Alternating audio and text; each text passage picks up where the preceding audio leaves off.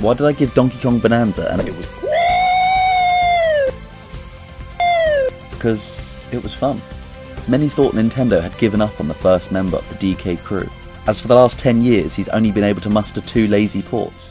But we should all be very glad that they took their time with this one, because DK Donkey Kong is here. Much like shifting between New Super Mario Bros. And Donkey Kong Country, if you played a lot of Super Mario Odyssey, the controls may seem clunky and a little alien at first, but a few hours in and you'll be tunnelling in all directions, barreling towards enemies, and turf surfing across the plains of the new country. One of Nintendo's greatest talents has always been how great they can make a character control. Not only is DK super fluid and seamless, but to quote IGN, it really makes the player feel like Donkey Kong. It makes you feel like you're Batman. It's not that he's harder to control than Mario, he's just different. Not acrobatic, but still agile and strong, like a gorilla should be. Nintendo had a great winning streak of games when the Switch 1 launched, and hopefully the Switch 2 is off to the same success. And we can see the amalgamation of great games combined here, taking from Odyssey, Breath of the Wild, Splatoon, Kirby, Minecraft, and even the Kong series itself. And why did I use up my best material on this shindig? The ape already made his 3D transition in the 90s, but this is the true adventure he deserved, and there are a lot of firsts here for the franchise too. The skill tree is excellent. This enables the player to progress the controls at their own pace, unlock abilities, or make the game easier for their style of playthrough, get more hearts, do more damage, find hidden items more easily. It's up to the player.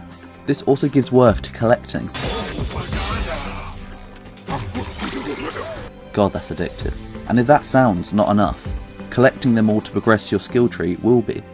Now if only they colour coded all these bananas so you'd have to change Kong and backtrack to collect them.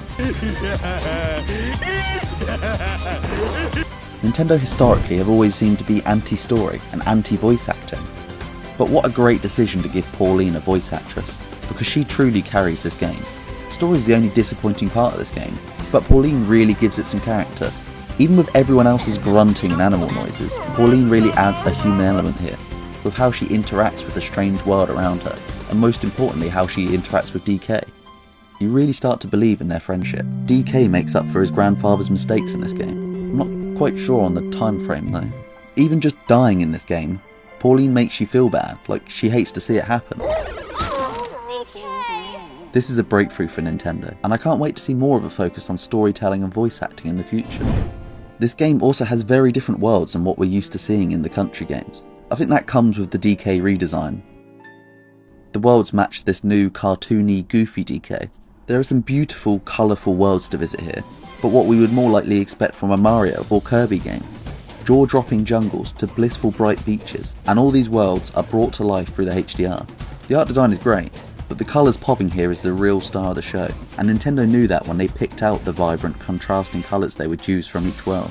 A lot has changed, but the developers still wanted you to know this is a Donkey Kong game. There's barrels, minecarts, collecting, platforming, and hey, Diddy's even here.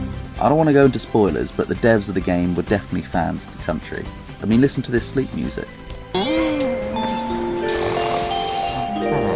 Nintendo's recent trend of non-in-your-face music sadly continues with this game. Slightly disappointing from a franchise with some of the best songs and soundtrack in gaming history. But there's nothing actually bad here. There's some catchy beats and some tranquil ones, but nothing really stands out either way.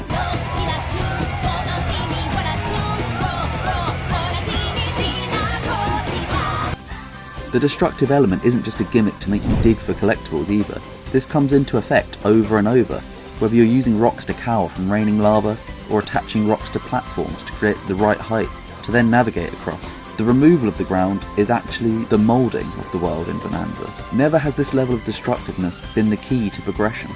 I also love that you can just murder all the shapes in this game. Fortunately they come right back, but you can just do it again, and again. The game took me around 15 hours, which I think is a good length. There are tons and tons of worlds to explore here, and I think I will easily double that in my pursuit for Banana Bananza. When I made my Country Returns HD review in January, I was praying that we would see DK make a magnificent return, and Nintendo have delivered. Bananza and his last outing, Tropical Freeze, are two of the best platforms ever made. I think Mario, Link and Samus need to make room, as DK has climbed his way up into the big leagues.